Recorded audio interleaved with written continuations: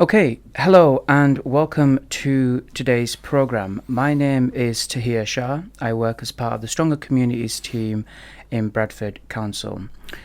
In November every year, the Islamophobia Awareness Month takes place. What that means is throughout November, there's a bunch of events that are dedicated to raising awareness around Islamophobia in the UK, well, actually throughout the whole world.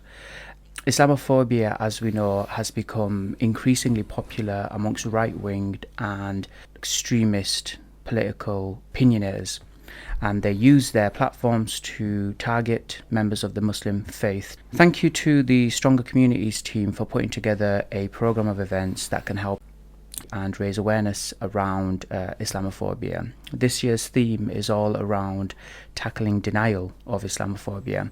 Anywhere you see the hashtag it exists, all relates to Islamophobia.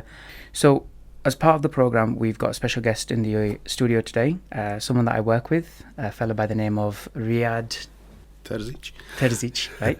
And he's going to tell us about his story coming to the UK as a refugee and what he went through. So to start with, if you'd like, Riad, just introduce yourself. What do you do? Where do you work? Where are you from? That sort of thing. Thank you, first of all, Tahir, for the opportunity of sharing my story, and I hope that any little help will sort of go towards raising awareness of Islamophobia and tackling all the negative effects that go with it. So, my name is Riad. I'm part of the small local Bosnian community, and I'm a refugee in the UK. So, following the conflict in Bosnia in the 90s and across the Balkans, I was a part of that small community that found a new home in West Yorkshire and in Bradford. So, how did it all happen? I grew up in what was known as Yugoslavia, a country consisting of several republics, some of which are part of EU at the moment, like Croatia and Slovenia. And Bosnia, with its sort of mixed population, was always going to be a tricky one because various different parties wanted to take like parts of the country apart and join them with neighboring countries of Croatia and Serbia. So as a young sort of teenager at the time, I didn't really pay much attention to what was going on politically in the local sort of media or but overnight almost things started happening that were affecting us and the local population in a very bad way. So we had things like ethnic cleansing, where it was just decided overnight after weeks and months of terrorizing the local community, taking their property, physical abuse, putting people in concentration camps, and this was just done, organized by the local leaders. So it was decided that it's best that this community is completely ethnically cleansed, removed from an area. So this was in the 1992. We were rounded up at the bottom of the town and put on buses, cattle wagons, trucks, and just made to sign documents that we're never gonna we give over our property and we're not ever gonna return, basically. So within a day or so, we found ourselves in a Bosnian Muslim-controlled town in central Bosnia.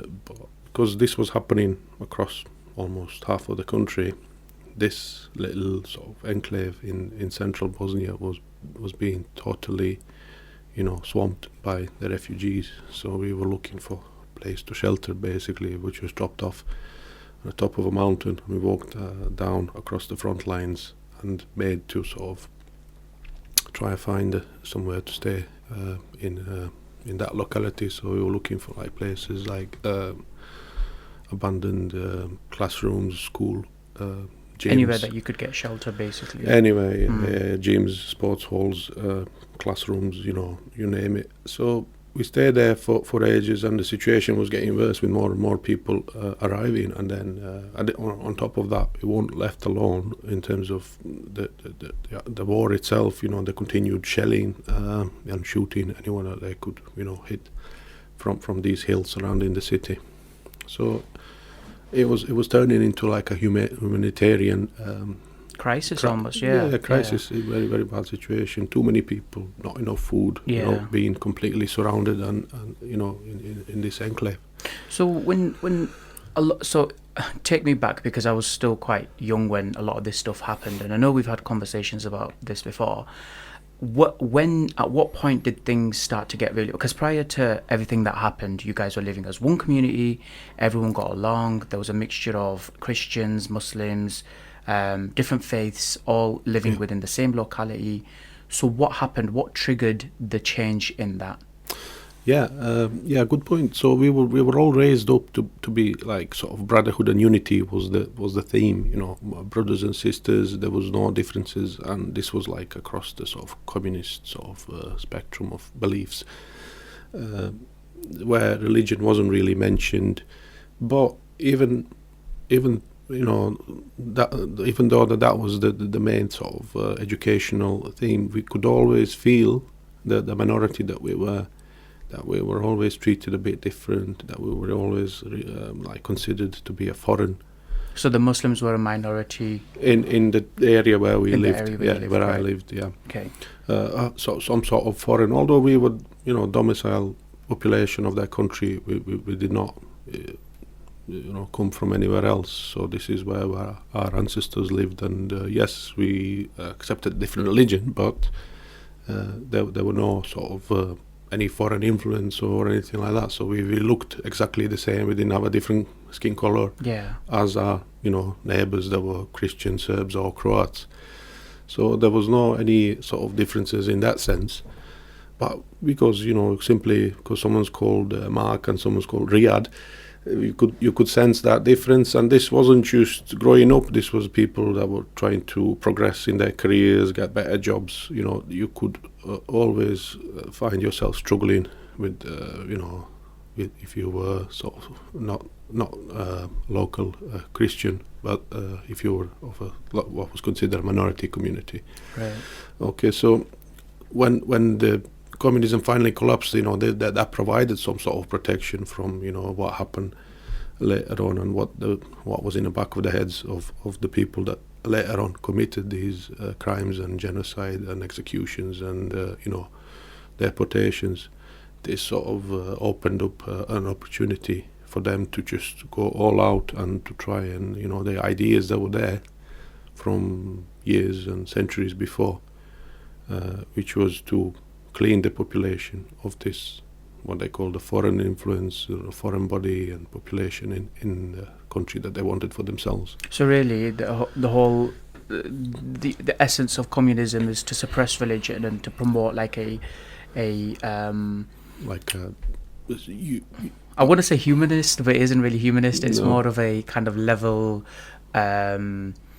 ideology that no religion has a place in a society. No religion, and everyone should be on the same level regardless. But it didn't really, yes, as an ideology was there, but in practice it wasn't really.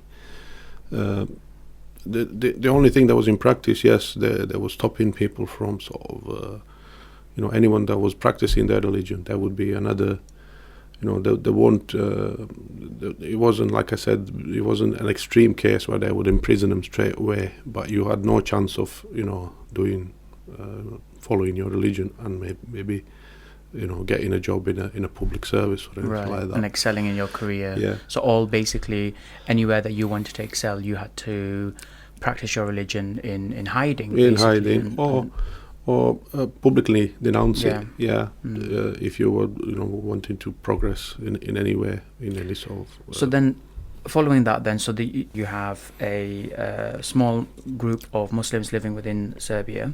Yeah. Communism across the Eastern Bloc started collapsing. You would see the country sort of get rid of their communist leaders across, Romania and Bulgaria, and obviously, eventually with the Soviet Union as well. the similar sort of thing happened, and it looked like, the Yugoslavia, as it were, a union of 6 countries or republics, as they were known at the time, was not going to survive. So negotiations went on. How's it going to pan out? Until eventually Slovenia first declared independence, and the easy things for these republics was that 95% there were sort of Slovenians living there, so there were no issues internally. Similarly with Croatia, although they did have some Serbian population, they announced their independence and kind of were recognized by the international community, by the UN. Although Serbia then occupied these areas and held it for a long time, and doing the similar sort of thing. In Bosnia, we declared independence in '92, and I remember it was first time I went out to cast a vote. So the vote was for either independence or not. I just reached the age where I could actually sort of go in and say, yes, we want to be an independent country. And I remember going down and ticking the box and putting it in the election box. So after that, it kind of all kicked off, because the result of this was overwhelmingly for independence. The following day, the war basically started. The cities were blocked, the barricades formed, they started shelling, and this then resulted in us, being ethnically cleansed from that area and pushed out completely, leaving all our property behind. But not just that, before we were eventually made to leave, people were shot, people were sort of burnt alive in their houses, taken to concentration camps, tortured and killed. So sort of create that culture of fear to make the population actually want to leave. Yeah, so that you'd not get any people standing up and fighting against the regime. No, you had no chance of fighting. It's just we were hoping that things will kind of settle down. We were not causing any threat or problem for everyone. We just hoped that it will kind of storm over and no one will sort of see us as a threat. But no, someone else had an idea that no, if we leave this population here, then we need to just get rid of them and to be able to come to that stage where you load thousands of people on buses and trucks and wagons that you need to create that culture of fear and to make them want to leave. Otherwise, when you every night there were houses burning, there were people screaming, women being raped, people being taken away, their property being confiscated. So that makes people think, like, we better, we must sort of, in order to survive, in order to, keep our families, survive and safe, we need to, think about leaving maybe. So, leave. So we ended up in this central Bosnian town under Muslim control with tens of thousands of other refugees from other towns and cities in similar situations. Some suffered more, some suffered less, some left beforehand. But the plan was the same across the country. Just push them out and create this ethnically clean area where we could then, do whatever we want. And obviously they were all made to sort of sign off their property, their belongings, their homes. So there was a lot there for them to loot, to confiscate, to take the cars, the houses, all our belongings, everything.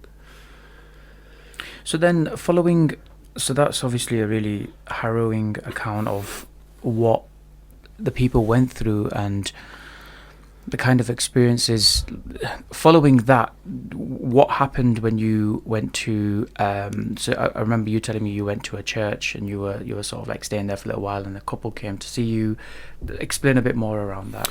So again, we moved into this area and our thinking was still the same. Someone will step in, someone will calm things down. We will maybe, because internationally things were happening, some sort of negotiations. Our representatives went to the UN, they went to the sort of European capitals where they tried to stop the conflict, to negotiate things. But years after year after year, it went by. We were still stuck in this school, in these potholes, trying to survive, and nothing was happening.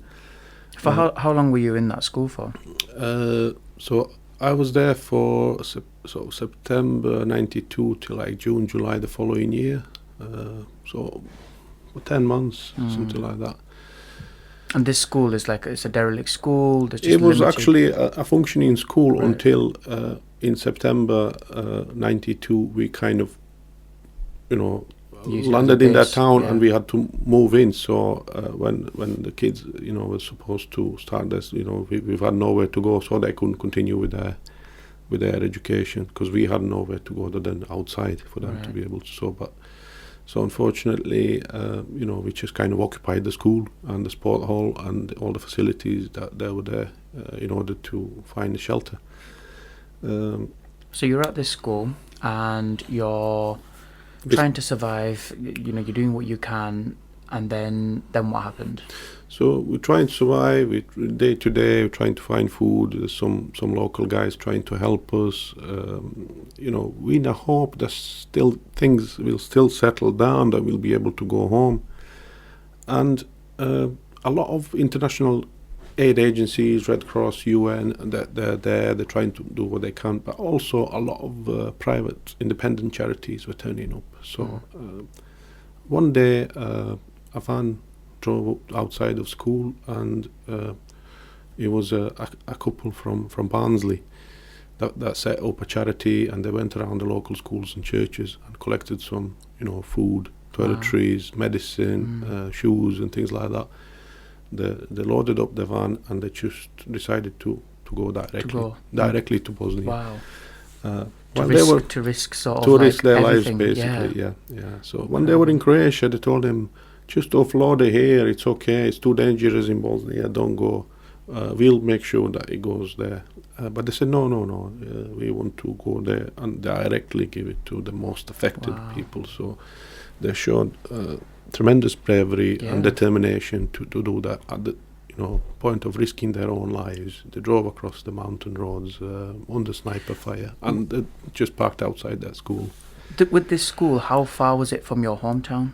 It's about 3 hours drive normally, but at that time you couldn't just go onto the main road, so we were going roundabout roads, including some mountain tracks, and to avoid front lines and things like that. So about 3 hours, so a couple of 100 miles, yeah. So in a completely different location to what you're used to. And how old were you when you were there? 17. 17. So you're 17 years old, in the middle of nowhere, in this school, surviving, and then this van turns up with two people you've never met before, who are speaking a funny version of English you've never heard before. I thought I could speak a bit of English, and then they turned up and I said, "Oh, you're a big lad, aren't you?" With the Barnsley accent. Yeah. So I thought, all right, is this English? But this is a lot of used to. So they said, okay, can you help us try and distribute this, because people were desperate. You couldn't just open the back of a van full of goods, because people would just take it, storm it, and at the danger of injuring you or themselves. So we drove to a different location. Decided to kind of distribute it across as many classrooms as we had with people in them in that school. Divide it in so many piles, and then pass it on to whoever the responsible person for that kind of classroom was.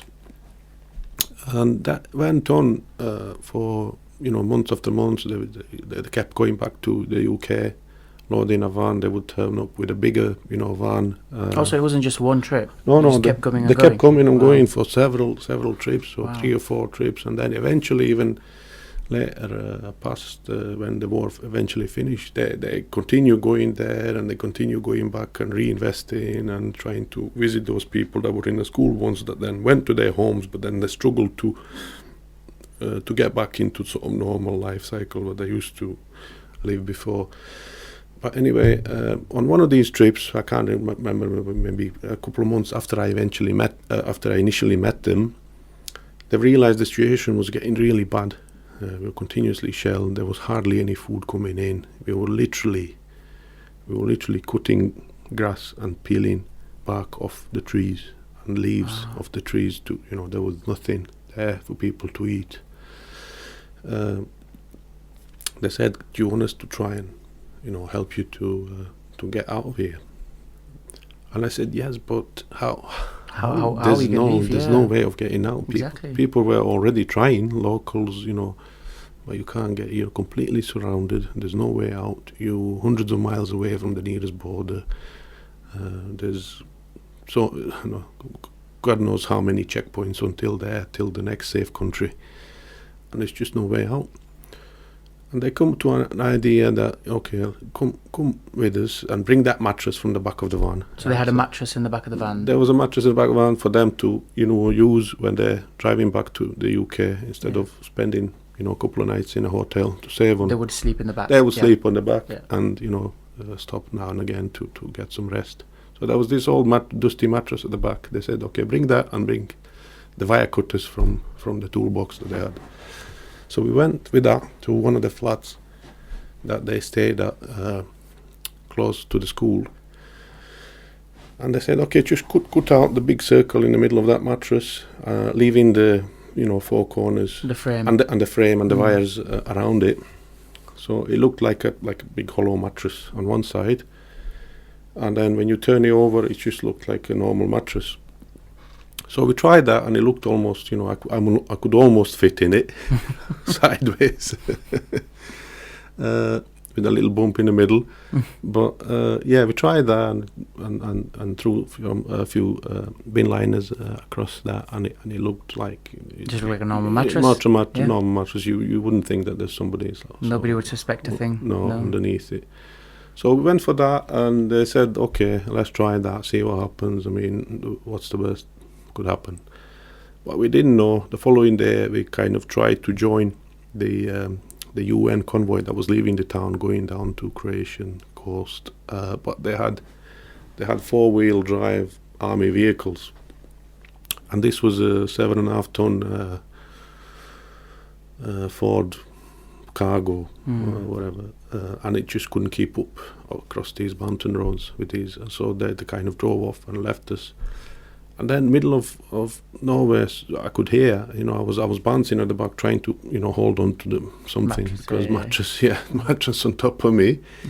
I could hear the automatic rifle fire. It was just going to firing towards you guys as you're leaving. Well, I didn't know. I could just hear it, but then I saw bullet holes appearing in the back of the van, and the smell of the gunpowder. You could smell that. So then just, whatever prayers came to my mind. You just started reading everything. Reading everything that I knew. And praying to God, I hope, this is not it. This is not the final, final hour. As you say. And they just stepped on it full, throttle. And at this stage, I was jumping like up and down. It was like bouncing, like on a few feet, like on a trampoline. Yeah, exactly.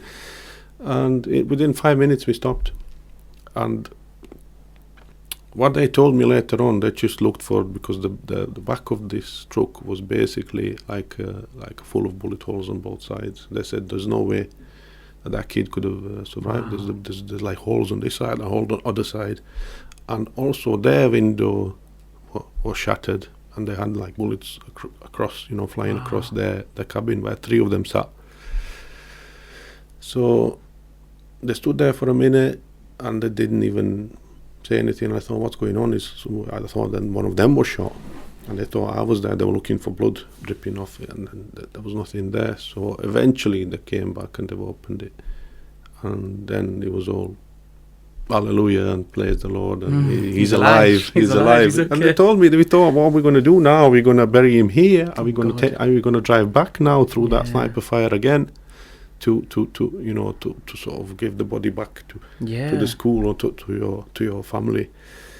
But you made it. Yeah, we made it out, and we were almost at the border. So after that, it was kind of okay. There was no more shooting, but there was just a few checkpoints and stuff. So back under the mattress and keep going, and then on one occasion somebody actually entered the back of the van with me on the floor. Right. And, I tried to hold my breath. But I could hear my heart sort of pounding across on top of the floor of the van. I thought that they must hear it, but it was really going. But no, they just came in. They kicked a few bugs and they walked out. And then after that, we were kind of out of Bosnia and into Croatian territory, and I could use then the bullet holes on the back of the van to see roughly where we are, because before then it was kind of just claustrophobic and you could not see where you are. So after that I could roughly see where we are at, and so we kept going. So the idea was to just get me out of there, and the plan wasn't initially to come to the UK. So we came to sort of Slovenia and then Germany, and they've asked me, so do you have anyone in Germany? Do you know? And we didn't have anyone sort of, any family or any relatives or anyone that I could go to. So we just kept going and going, and we reached the channel. We were in Kelly, and they said, okay, well, yeah, here we are. What can we do? We come in with us, and that's it. Then there's no, we can't just kick you out and say off you go.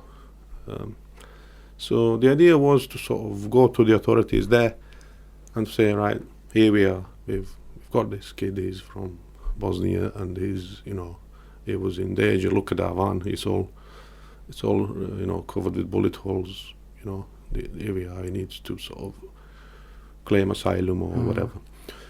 But we got onto the ferry, and then on the other side, when we crossed, we were just waved through without. They've not even checks, no documentation. No, even asked them for their own passport. They were just waved through. They've seen a van, and they just waved them through. So without even stopping, they just waved them through the border crossing point, and we found ourselves. It was Kelly to Ramsgate. I don't know if they still use Ramsgate as a ferry port, but yeah, we were out on the streets of Ramsgate on a sort of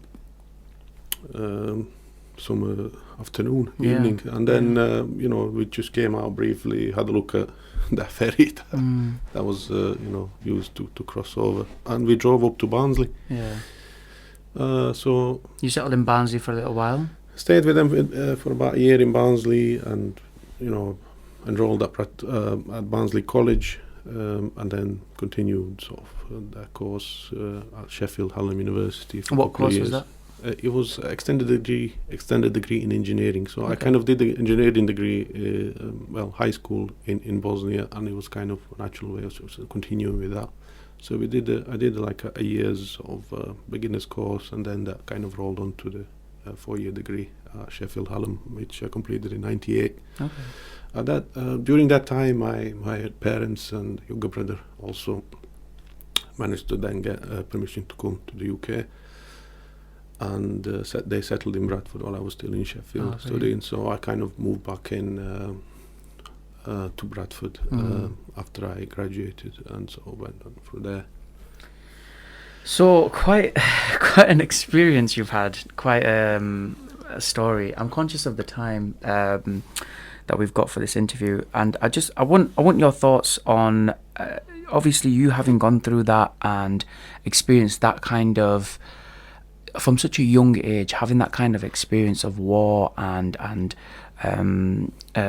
diaspora, removing from someone's home, fleeing the country that you were born in, to coming here and then seeing things in the news where excuse me, you've got things going on in Ukraine.